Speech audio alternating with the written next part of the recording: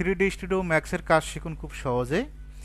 অনেক সময় ডিজাইন করার ক্ষেত্রে এই টাইপের ওয়ালগুলো আমরা দেখতে পাই। এই টাইপের ওয়ালগুলো খুব সহজে কিন্তু আমরা 120 ইঞ্চি হাইটে কিন্তু তুলতে পারি, 10 ফিট হাইটে।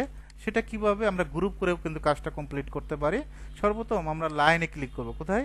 শেপে যাবেন, শেপ থেকে লাইন, স্ন্যাপটা অন করবেন। অনেকেই ভয় পায় যে এই ধরনের ওয়ালগুলো তৈরি করা সম্ভব না 3Dতে। জাস্ট ক্লিক করবেন, এখানে একটা ক্লিক করবেন, এই পয়েন্টে ক্লিক করবেন, পয়েন্টে পয়েন্টে সুন্দরভাবে ক্লিক করবেন। যেখান থেকে শুরু করবেন সেখানে গিয়ে শেষ করবেন।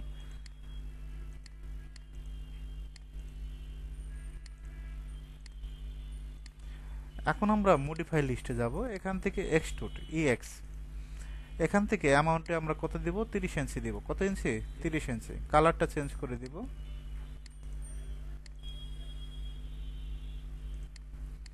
তারপর আমরা এটা কপি করে দিব। কপি করব। কপি করে দেওয়ার পর আমাদের কি করতে হবে? এখান থেকে 50 দেব। কত দেব? 50। জেটের মান 32, মানে 2 ইঞ্চি গ্রুপ হবে। বুঝতে পারছেন? আবার কপি করব। সিলেক্ট করার জন্য কন্ট্রোল ভি, এখান থেকে 36, জেটের মানটা 84। ওকে। এখন টোটালি যদি আমরা একটু হিসাব করি, 30 আর 50 কত হলো? 80। 80 আর 36 কত? 116। এসে 2 2 4 কত হলো? 120। 10 ফিটের একটা ওয়াল। এখন আমরা গ্রুপগুলো দিতে হবে। এটা কপি করবেন।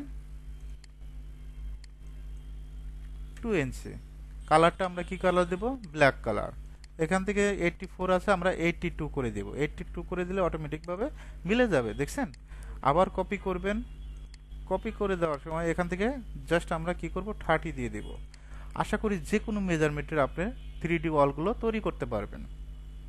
এখন এটা আপনারা রোটেট করব, একটু ঘুরাবো, সুন্দরভাবে দেখবেন এইভাবে অল্টার ধরে। অল্টার আর মাউসের স্ক্রল বার, হুইল বাটন যেটা, ঠিক আছে? খুব সুন্দরভাবে এভাবে সব দিকে আপনি সুন্দরভাবে প্লেস করতে পারবেন।